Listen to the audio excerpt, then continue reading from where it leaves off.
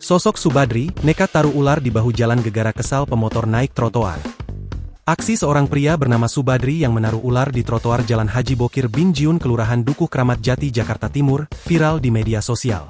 Ular yang diduga berjenis piton itu sontak menarik perhatian para pengendara yang melintas dan sempat membuat warga berhenti untuk mengabadikan momen tersebut.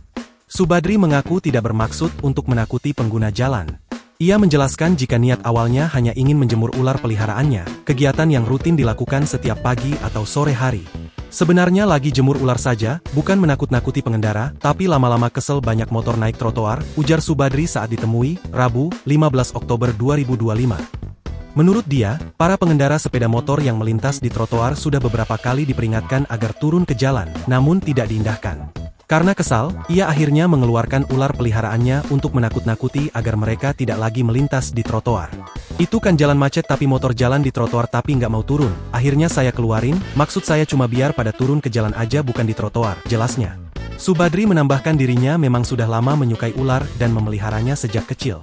Ular yang ia keluarkan saat kejadian merupakan jenis piton sepanjang 4 meter yang sudah dipelihara selama 13 tahun. Piton panjang 4 meter, punya 4 tapi yang kecil, nah yang kemarin itu sudah dipelihara sekitar 13 tahun, tuturnya.